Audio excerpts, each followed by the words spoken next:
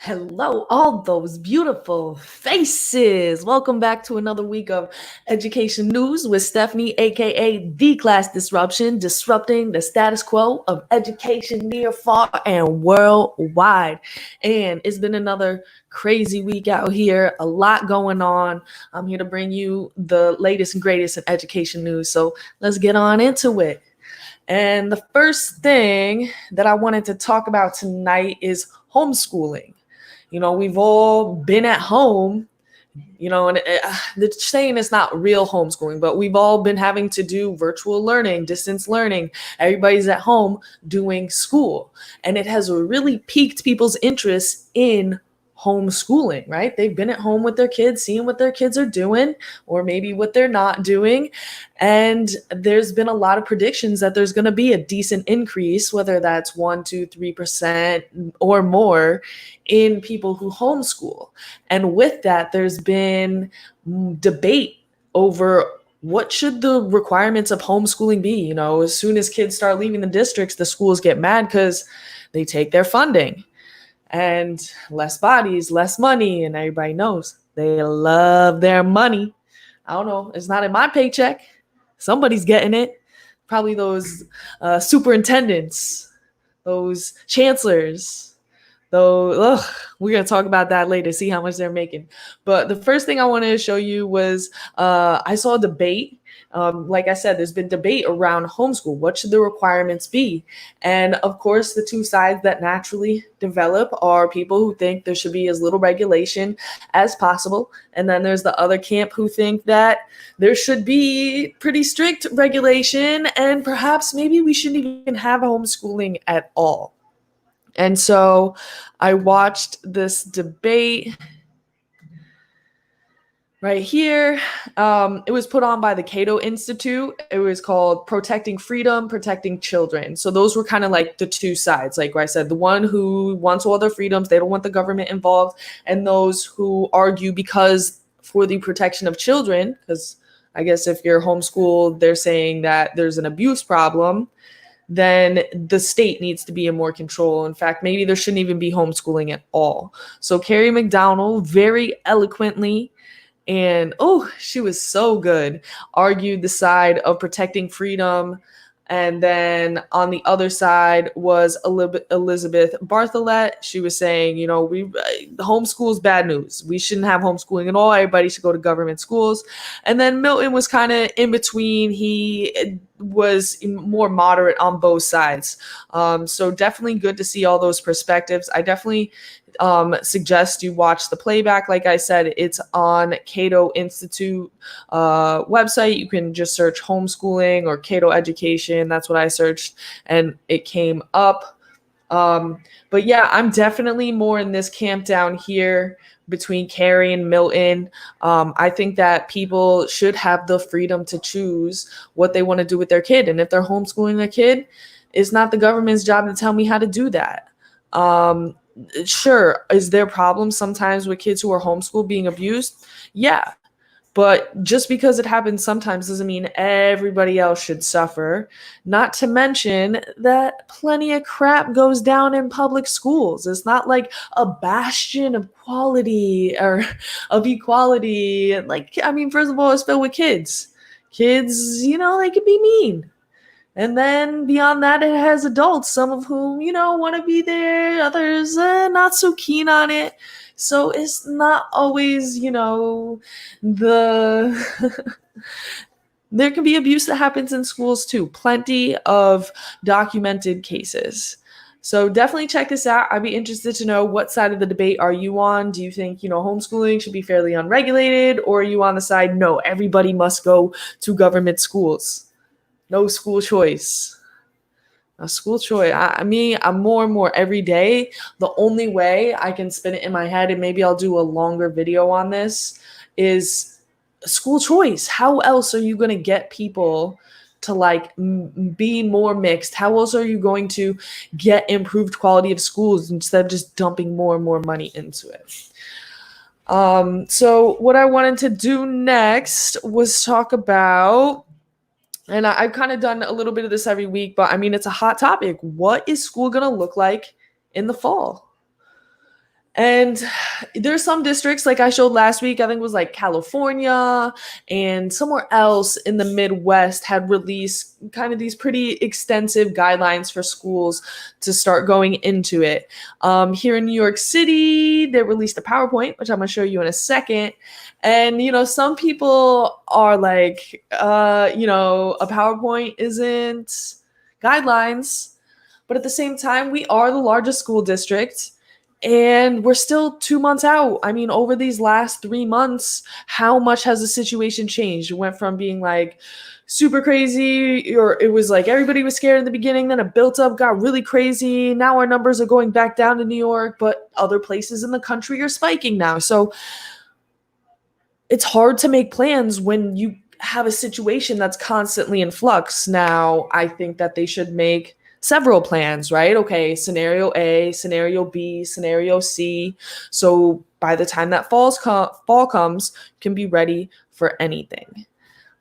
So I'm not, it would obviously be nice to like have a plan so we know what we're doing and we know what to expect. But at the same time, I think we have to be realistic with our expectations. Can't just expect them to know exactly what it's going to like because nobody really knows. So let them have a little bit of time. They put out a survey for students. They say one's coming for teachers. We'll see how long that takes them to get it out. I really, I definitely want my voice to be heard. I filled out the student one, filled it out as a student. So, and then of course, my school's been working on things, a lot of different ideas, and those will get finalized against whatever they give us. So let's just see what the New York City has put out. So I like the title of this, A PowerPoint is Not a Plan. Snarky, but I mean, it's true. It would be nice if they gave us a little more step by step. They put this out, so I'm trying to, I'm not a big fan of concentrated power, but I want to give credit where credit is due. So let me share this with you. Like I said, a PowerPoint is not a plan. This is New York City's planning document for September. It was released on June 9th. They were very, very, very late. And big surprise, it turns out it's not a planning document. It's more like a poorly thought out framework. The story gets worse. But for now, let's look at their PowerPoint. So you can see this person is really not impressed at all. Like I said, I'm trying to give them a little bit more of the benefit of the doubt. They have a lot of work to do, a lot of schools to coordinate. They just finished getting kids laptops. So I want them to get their stuff together, and I want them to do this right. Nothing special except that it's called preliminary. So they have this different timeline. We're right here, reopening design, and then implementation, and then schools are going to open. So they're going to plan to be ready. I mean, this is it's a little timeline, doesn't really tell you much. Okay, so it says you might need to open it, that dark blue stage, that's May and June, except this document was not issued as a preliminary draft until June 9th, not explained to principals until June 11th, and that dark blue arrow, that's the stuff we haven't started or we just started.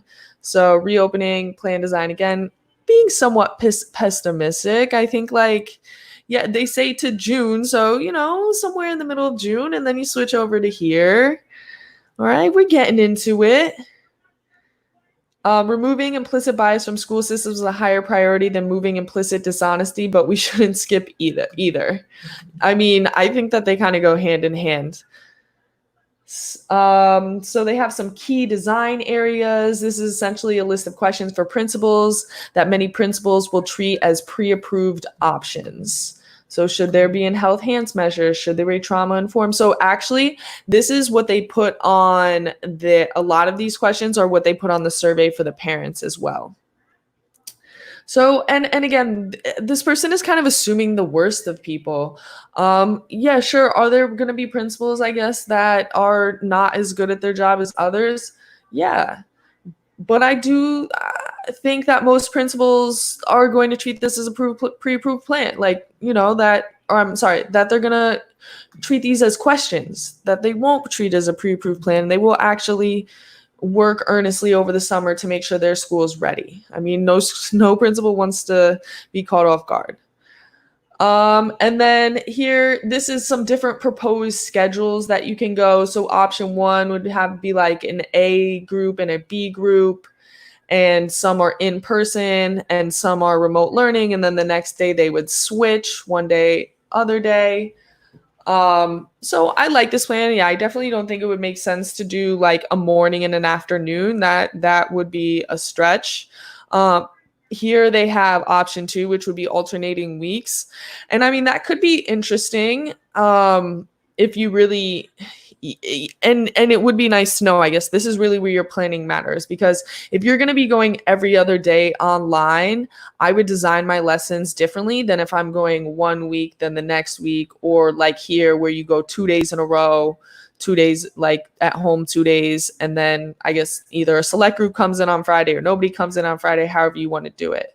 So I think that these are all good options, but yeah, definitely we need to get this solidified. I would hope by August, maybe hopefully August, we'll have a better idea of what things are going to look like for the fall. Latest mid-August, so teachers can really, know what their lesson structures should look like. So it says the sample deep dive is laughably not a deep dive. There's no actual look at the complexities of scheduling. Instead, a factile list of A/B days weekly. And honest look at capacity numbers or a conversation with actual person who works in an actual school would have revealed that most schools need an ABC or ABCD day. And yeah, I do think that's also true. I think that if I read somewhere that they want to make sure that there's like really no more than 9 or 10 kids in a classroom. And so, I mean, some of my classes have fewer kids. I've had a class that had like 12 kids in it, but I've also had a class that had 32 kids in it. So that would need like, 3 days if you were going to be able to get all those kids in there. So, but again, there's a lot of different things to do, a lot of data to collect. I'm trying to give them the benefit of the doubt. So then they go through more about like why their numbers don't really make sense and how again, capacity is going to be an issue, probably going to need more days. And then I found this interesting article that went into a little bit more details about like what could it look like next year. So thermal imaging and stretching stations. Here's what NYC schools could look like when they reopen. I wonder what a stretching station, I guess like because if you need to get up and stretch instead of you're not walking around all day. So it says nobody knows yet what New York City schools will look like for next year, even when exactly buildings will reopen. But it's becoming increasingly clear that the new norm will include staggered schedules, which is what we just went over, and social distancing within classrooms. And that will be no easy logistical lift for the nation's largest school system. 1.1 million kids, y'all. If the health conditions allow and we could keep our kids safe, our families safe, our educators safe, our staff safe, we want the maximum number of kids to come back to school, Mayor de Blasio said Friday. But we expect that to be with social distancing requirements, facial coverings, and therefore there'll be real capacity issues. Exactly. And this is how I feel too, man. We need to get back in that building. I do think it's possible to like do something fully remote for more kids, but I just don't think in the end that model works for everyone. We need to get better at our online teaching practices, being able to set expectations. I mean, we were just thrust into the situation, so it was really hard. And then plus with all the extra emotional stress with everything going on, hopefully things will cool out and there won't be all this added extra stress, and we can really focus on the work and developing this new online technology. As the city's roughly 1,800 public schools serving some 1.1 million students figure out how to revamp their buildings to accommodate health requirements in a world reshaped by coronavirus, one charter school is a few steps ahead. Brooklyn Laboratory Charter School tapped 5 leading design firms to help them come up with some concrete solutions for community to consider. Downtown Brooklyn middle and high schools create a 100-page toolkit with various models for reopening K-12 schools, including how to redesign entrances, classrooms, and bathrooms to ensure social distancing and enhance sanitation. So I guess now if we're thinking, DOE in comparison to this, where they just had some really basic diagrams of A/B days. And I mean, they had those questions for the principals, which included stuff about like re-entry and all this. But this school, being one school or part of a smaller network, are able to very quickly and nimbly say, okay, what do we need to do? What are all our options? They have just that one building, I would assume, instead of 1,800 ones. So it's a little different.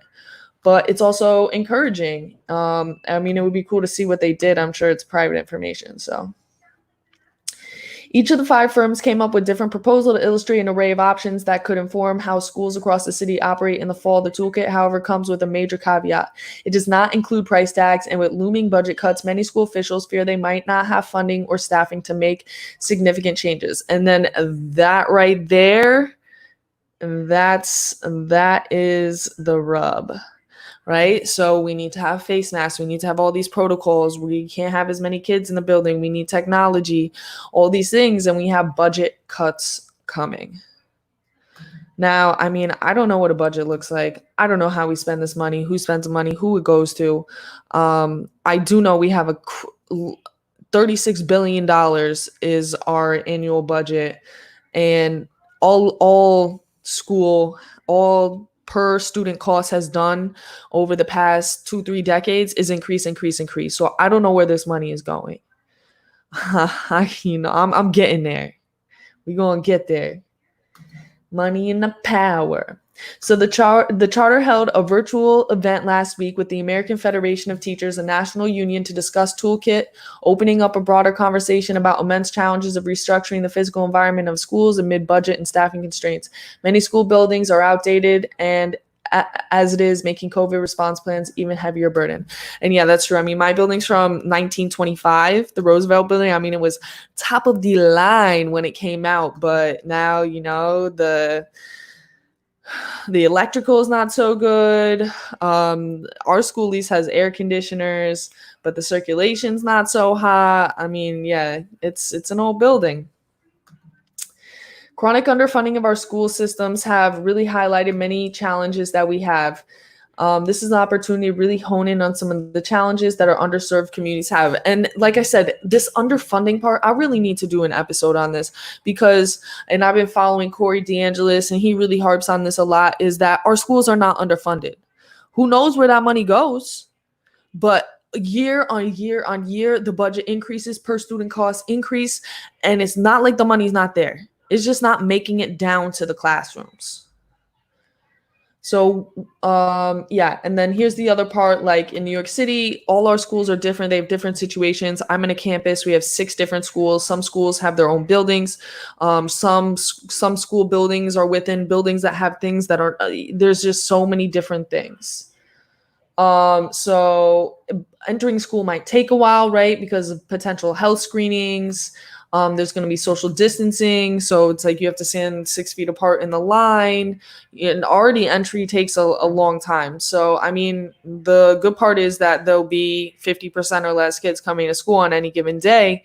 But still, it's in addition to scanning now, they're going to have to take their temperature, give them gloves, give them masks, what have you.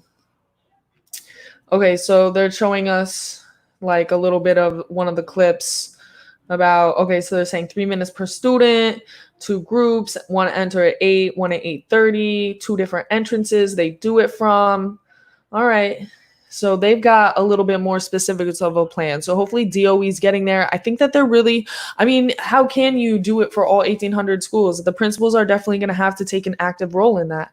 They're going to have to be ones who say, okay, this is what my building looks like. And they're going to have to be the ones who come up with these more specific plans.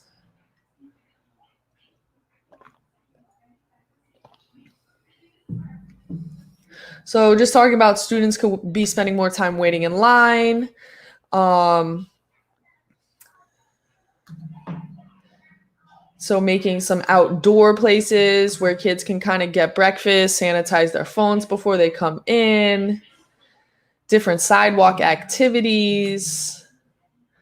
Okay, here's how temperature checks can be done. Health screenings upon entry is a key requirement for reopening. Teachers Union President Mulgrew wrote last week. Again, this will require proper staffing, and Mulgrew noted that every building will have at least 1 nurse, something that the education department pledged would happen as the pandemic engulfed the city. Yeah, that's crazy. It's crazy to me that every school building doesn't have a nurse, and nurses have to go between schools. Like, I mean, in our school, we have a clinic with Montefiore Hospital, so I don't know if there's somebody there all the time, if they have certain hours. I'm not exactly sure, but it's crazy to me that a school wouldn't have a nurse.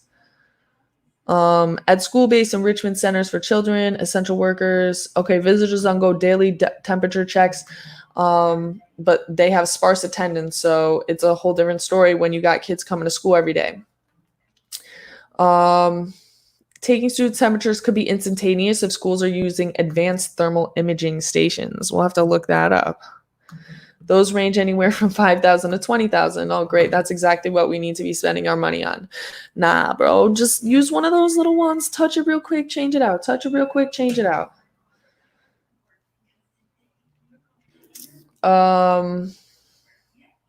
So physical partitions could increase classroom capacity. Recommend sitting students 6 feet apart. Do not share classroom materials and stay with the same teacher throughout the day. This can pose many challenges, overcrowding. Exactly. This is what we were talking about. More than 30 students in a class. They're exploring how to reduce the number of students sharing spaces throughout scattered schedules. So more of the stuff that we're talking about. Okay, putting in hands-free things in the bathrooms, fewer surfaces. So yeah, just lots of questions, lots of things up in the air. I'll definitely be following this all summer. I mean, I'm teaching summer school, so I think that they'll also try to implement some new best practices guidelines. I'll be very interested to see what the requirements are for summer school since it's being run through Central. But I'm definitely eager to get back in that classroom. I mean, I feel pretty good. I feel young. I feel healthy.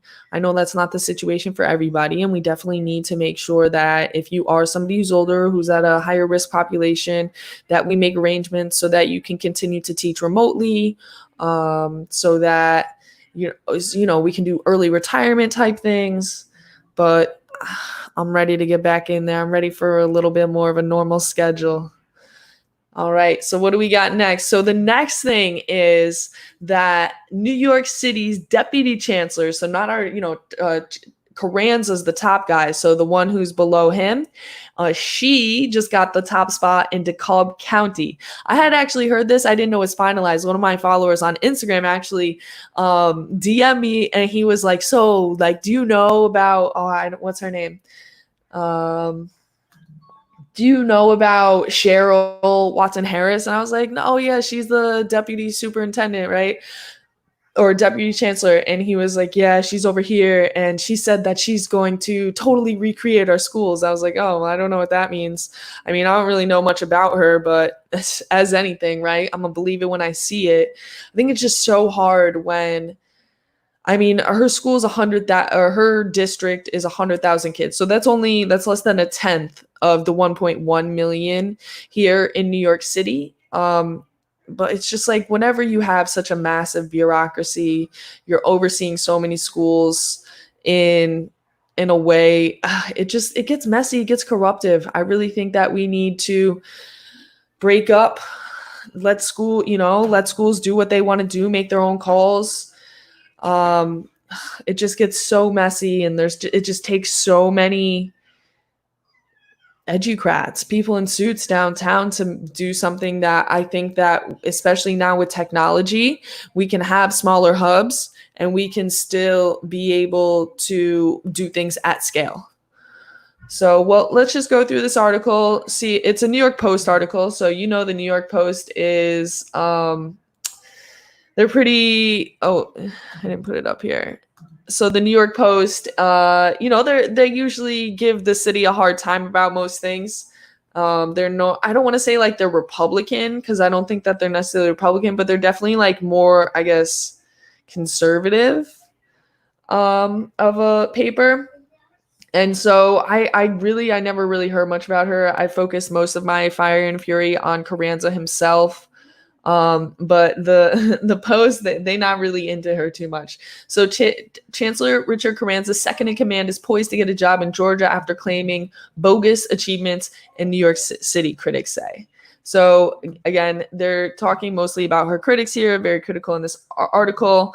But I think it's interesting to see what her track record is and, what she maybe didn't do so well at. So yeah, she claims that she made these big improvements. So DeKalb County schools have 99,000 students, and it includes suburban Atlanta. So Atlanta, a lot of stuff going on there right now. with the police, with the protests, with the shooting of Rayshard Brooks. So that's definitely going to be something that people are looking at for, big changes down there. We'll see. Will be interesting to see what she does. Like I said in that DM, my one of my followers claimed that she is trying to make big changes. So let's see what she does.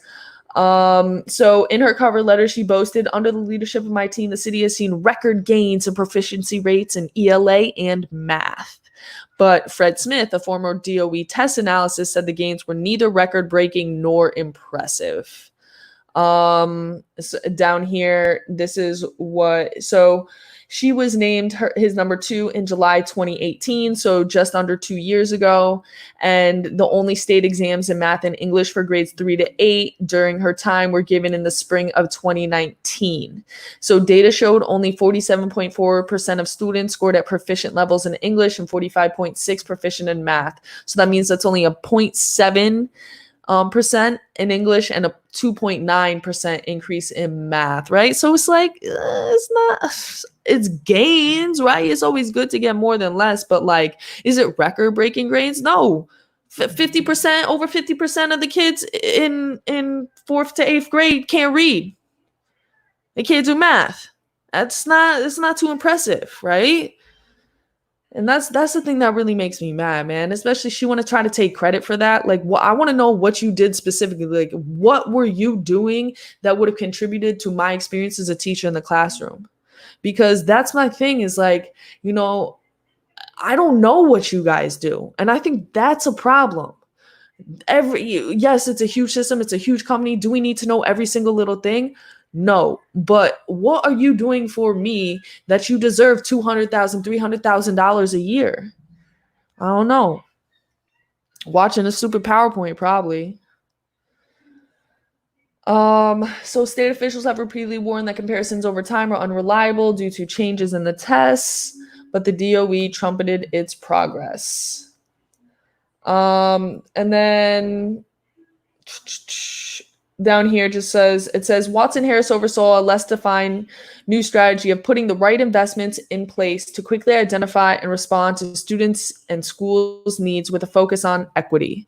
Oh, just throw that word equity in there and that makes you awesome. Like, what does it mean? What investments did you put in there? What were the needs of the students that you met? I need specifics. I feel like I'm talking to my students.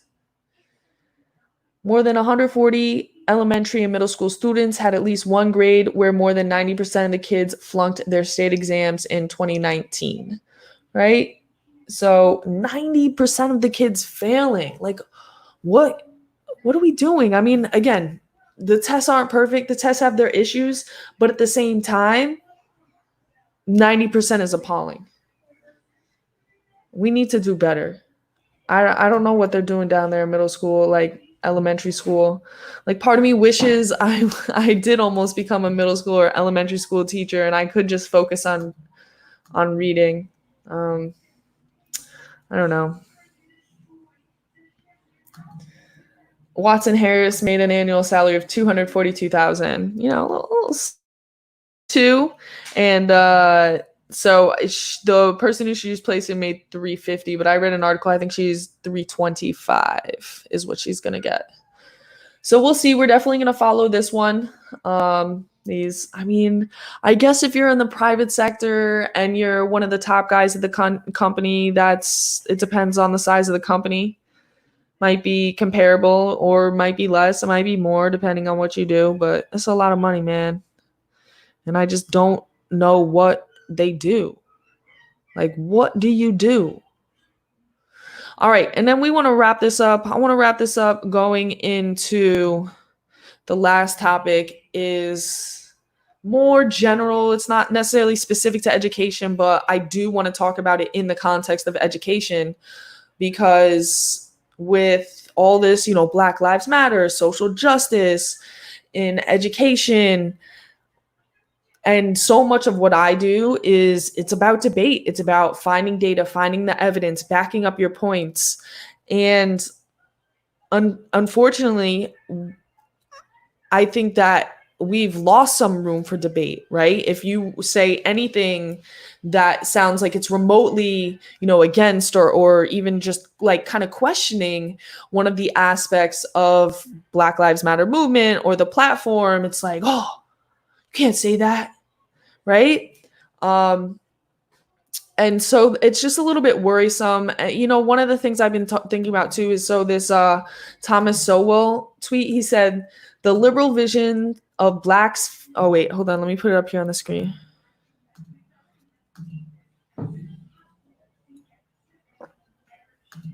The liberal vision of blacks' fate is being almost wholly in the hands of whites is a debilitating message for those black who take it seriously, however convenient may be for those who are receptive to an alibi. And so this is something I've been thinking about a lot. Like even before this was going on, is what's that line between like that kind of soft bigotry of low expectations or like of being like, well, nothing can change until white people change this, versus when you frame it the other way of kind of more about like the agency of individual people and how they have the ability to be change agents.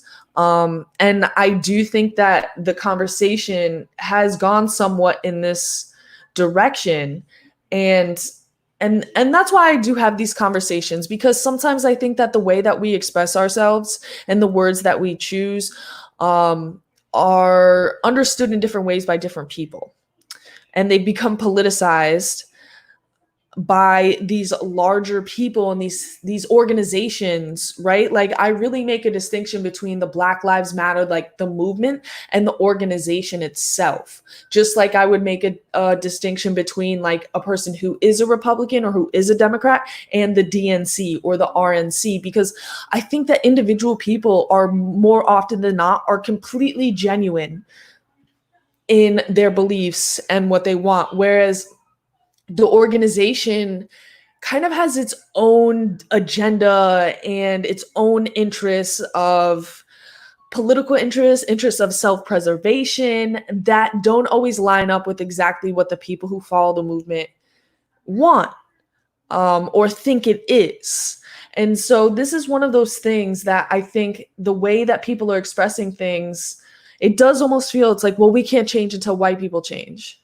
And like, yeah, I do think that a lot of people, including a lot of white people, need to change certain behaviors, but it can't, that's not how, I don't think that's how you get people to change. I think if people aren't changing, it's better to look at yourself and say, okay, like what can I do in order to inspire that person to change? So, and then I guess what the pushback to that is like, I'm centering my whiteness and I need it palpable for like my white fragility in order to understand what this is. But all I'm saying is that there should be, and this is kind of my overall point, is like, we need to have room for debate there, right? It shouldn't just be like, if I don't get on board right away, or I have questions about it, or I want to dig into it in a certain way that maybe you don't like, that I'm canceled. Right? This cancel culture is there's something insidious about it. It's something, censorship. It's so I want to go through this article again. This isn't specific to education, but it's something that I'm definitely as activism teaching and Black Lives Matter and social justice gets real. I mean, education, it started in academia in the colleges, and it's really come to the high schools, to the middle schools, to the elementary schools, just like the corporations. And I just want to make sure that we're not just like, this is what you're supposed to think. And I want to ensure that we're putting, level 5 Danielson. We don't have predetermined answers for students laid out. We need to make sure that we're putting them within the framework of a debate. So it says, and this person says kind of what I said a little bit more eloquently and articulate. The article is by Andrew Sullivan for New York Magazine. In the last couple of weeks, as purges of alleged racists have intensified in every sphere, and so many corporations, associations, and all manner of civic institutions have openly pledged allegiance to anti-racism, with all the workshops, books, and lectures that come out with it, I'm reminded of Václav Havel's essay, The Power of the Powerless. It's about the dilemma of living in a world where adherence to a particular ideology becomes mandatory. And that's kind of what I'm worried about. Like, I really do think that there's room for most people to get on board with Black Lives Matters, but when it becomes like a dogma and you can't have any sort of questions and you just have to do it and follow the crowd, and that's what I get worried about. That when we start, and it gets into this, I'll just let it go in the article. So in communist Czechoslovakia, this orthodoxy with its tired slogans and abusive language had been enforced brutally by the state, its spies, and its informers. And that's what I'm worried about. You know, we get these slogans, and they say one thing, and then somebody says it means another thing, and it means another thing, and it's just really hard to get a grasp on what the language is in any stable sort of way. In America, of course, with the First Amendment, this is impossible. But perhaps for that very reason, Americans have always been good at policing uniformity by and among themselves. The puritanical streak of shaming and stigmatizing and threatening runs deep. This is the country of extraordinary political and cultural freedom, but is also the country of religious fanaticism, moral panics, and crusade against vice. It is the country of the Scarlet Letter and Prohibition and Hollywood Blacklist and Lavender Scare. The kind of stifling, suffocating, and nerve-wracking atmosphere that Havel evokes is chillingly recognizable in American history and increasingly in the American present. So yeah, we do have the First Amendment, but we've gone through different phases where we have tried to censor, we have tried to snuff things out, we have tried to hide things and censor people from saying certain things. And I do fear that that is an element that is a part of this, what I think is an important and genuine movement. I think that kind of naive, well-meaning people are being somewhat duped. The new orthodoxy that writer Wesley Yang has described as the successor ideology to liberalism seems to be rooted in what journalist Wesley Lowery calls moral clarity. He told Times media columnist Ben Smith this week that journalism needs to be rebuilt around moral clarity, which means ending its attempt to see all sides of a story when there is only one, and dropping even an attempt at objectivity, right? However unattainable that ideal might be. And that's what I'm talking about, is that it's like there's only one way you can see this story. And if you don't see it that one way, then you're shamed and you're canceled and you're booed out. There's been so many people this week in the news that have lost their jobs, right? For simply asking a question. A soccer player lost his team for something his wife tweeted out that he didn't even know she tweeted. A principal got fired. And it's not like they said something racist. They just didn't come out like and fully support and say the right thing that they were supposed to say in support of Black Lives Matter. Where were we? And okay, so it's right here. And what is the foundational belief of such moral clarity? That America is systematically racist and a white supremacist project from the start? That, as Lowery put it in The Atlantic, the justice system, in fact, the entire American experiment, was from its inception designed to perpetuate racial inequality, right? And that's what I'm saying. Yes, as a historian, I think people are making that classical historical mistake of trying to morally judge how the time and place when it was created by our standards of morality now.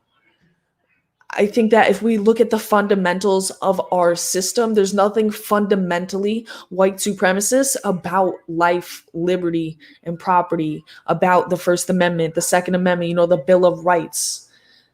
It's how we kind of built off of that. And I do think that there are systematic issues, and I do think that race is packed in there. And there's different ways that we can point to that. But that the whole thing was purposely made to perpetuate racial inequality is just a dishonest to a historical reading of how it was founded. Many of the founding fathers struggled with this idea, and they knew that it was going to be one of the big questions of the Union. And that's why they made, okay, so that 20 years, that slavery, that you could revisit the slavery issue in 20 years, because they wanted the Union to form. They wanted to have some stability. And then once we got some stability, then we'll come back to the question. And what do you know? When they came back to the question, they made the Atlantic slave trade illegal. And then bubbled up for like another 40 years, and then we had the Civil War. So I really think you have to look at this progression. Is it perfect? No. But the thing that makes America so great is that we are one of the first nations to get rid of slavery. What's up, baby? Yesterday when I was 2. In the past, do you want to come talk about it? Yesterday when I was. Hold on, we're going to take a little interlude here.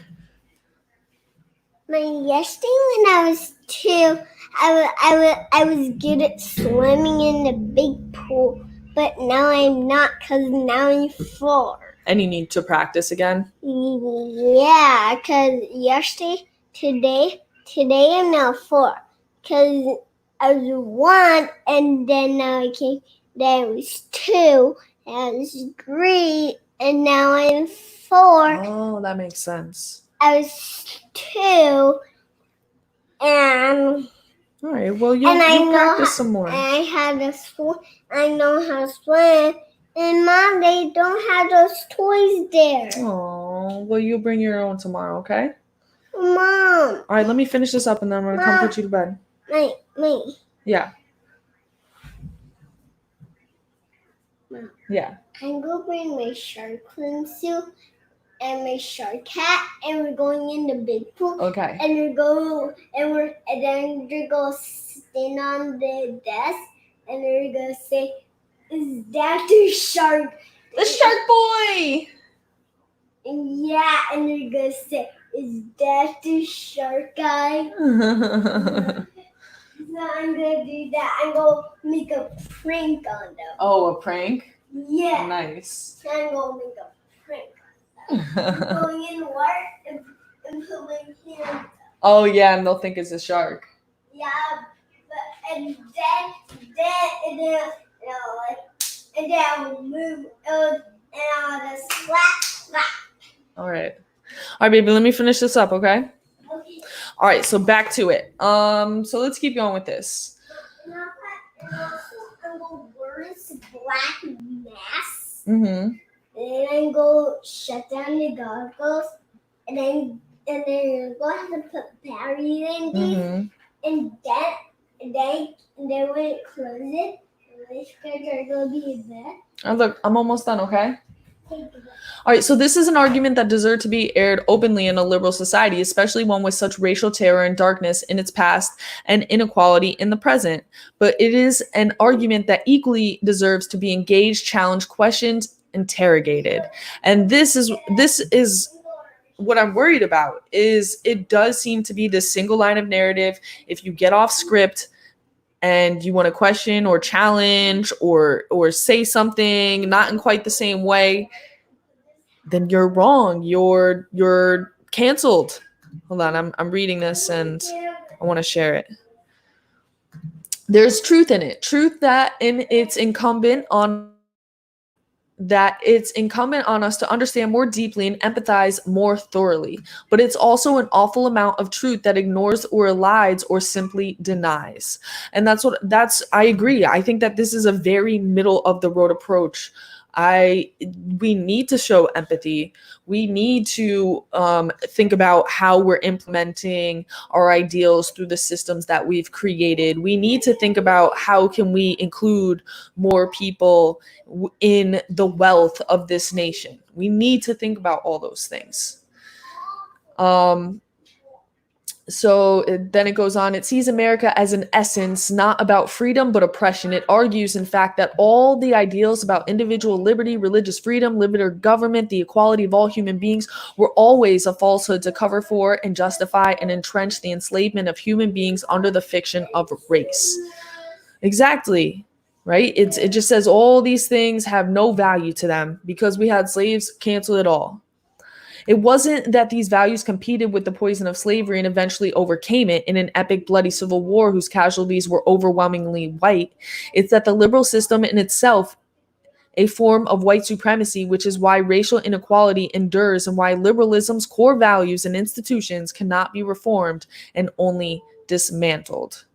Right. And that is really, he says it so well right here, that it sees it as these fundamental evils that just have to be completely destroyed and done away with, and not that the ideas were so great that it led us on this grand road of progress. Was it always a perfectly straight line of progress? No, we did the one step forward, two step back sometimes, but we've taken many, many, many more steps forward, right? Our nation is not perfect, but we have done so many great things, and that's why we are one of the world's powers. Do we do awful, messed up, effed up stuff too? Yes, definitely. But we also do a lot of great stuff, and I do believe that the ideals of this nation will overcome. They will continue to perfect this union. This view of the world certainly has moral clarity. What it lacks is moral complexity. And this is another one of my issues too with the argument that it's like racism, white supremacy, that's the answer to everything. It's more complex than that. And that's also what worries me. It's like it's more complex than that. We have to do a little bit better with the way that we're forming our arguments. No country can be so reduced to one single prism and damned because of it. American society has far more complexity in history and far more contingency than can be jammed into this rubric. No racial group is homogeneous and every individual has agency. All right. No. No, we're going to go put on your nightie in a second. I'm almost done. Right. And this is what I'm talking about. American society is complex. And then within that, every racial group is so complex. It's not a monolith. And it's like they want it both ways. They want, it to be all about identity. But at the same time, you can't judge any individual person by that one identity because there's so much difference within it. So, no racial group is homogenous and every individual has agency. And this goes back to that the Sowell quote where I'm talking about the way that we're phrasing things seems to strip people of their agency rather than to grant them agency to be change makers. No one is entirely a victim or entirely privileged, and we are not defined by black and white any longer. We are home to every race and ethnicity from Asia through Africa to Europe and South America. And a country that actively seeks immigrants who are now 82% non-white is not primarily defined by white supremacy, nor is a country that has seen historic growth of a black middle and upper class, increasing gains for black women in education in the workplace, and revered two-term black president, a thriving black intelligentsia, successful black mayors and governors and members of Congress, a popular high culture strongly defined by African American experience, nor is a country where non-white immigrants are fast catching up with whites in income and where some minorities now out-earn whites. And so I just think that this is, and you don't have to agree with every single thing he said. And of course, he's painting a very positive picture, and there's plenty of negative statistics that we can put out there. There are many things that we need to continue and to improve in our society, but I don't think that we need to tear it down. I think that the ideas that were created in our founding have the potential, if we're allowed to debate about it, to help us redefine society based on them. And I do think that there's something to label it white supremacy. It's a misnomer. And that's why I like having conversations, because when you unpack these ideas with people and when you really are able to have first of all, you have to build some rapport, right? See each other as humans, make that connection, let them see who you are, how you move through the world, your intentions, and not just your intentions, but your follow through. And then you can start to unpack these issues and find that common ground and bring complexity to it. I think that there is something too about the emotions of the moment and how that plays into our wanting to use kind of like broad hashtags and just kind of like stick with the narrative, right? This is what we're trying to do. This is what we're trying to achieve. Let's get it done. And so, yeah, next year when I'm making all my curriculum and rethinking about it, in the context of being partially in school, partially online. And then, of course, I mean, every year I've always tried to work to make what I have to teach according to the regents more reflective of the interests, the ideas, and the things that my students are into, culturally responsive. And now more than ever, I'm going to double down on that. But at the same time, I don't want it to have this narrow path of a preconceived answer for them to repeat back mantras and hashtags. I really want them to do the research, find the data, back up their points, come up with complex and nuanced understandings of these. And I'm sorry if I don't think that America is this fundamentally white supremacist place. I think that we have a lot of issues, and a lot of those issues have to do with race, but I love this country. And tomorrow's Juneteenth. I think that should be a holiday. We're going to be celebrating hard. Come out and see us. We're going to barbecue up some chicken. I got a big pack of chicken. I got, some drinks. So we're going to be hanging out. We're going to be grilling. We're going to be having a good old time out here. I got a good IG live set up for tomorrow. So yeah, that's just different issues from throughout the week. If you have a news story you want me to include, make sure you hit me on my email, hit me in my DMs. If you want to get featured in here, we can. I was thinking about looking for a teacher to kind of go through and dissect these issues with. We can make it a weekly thing. And y'all know what it is. Stay foolish, y'all.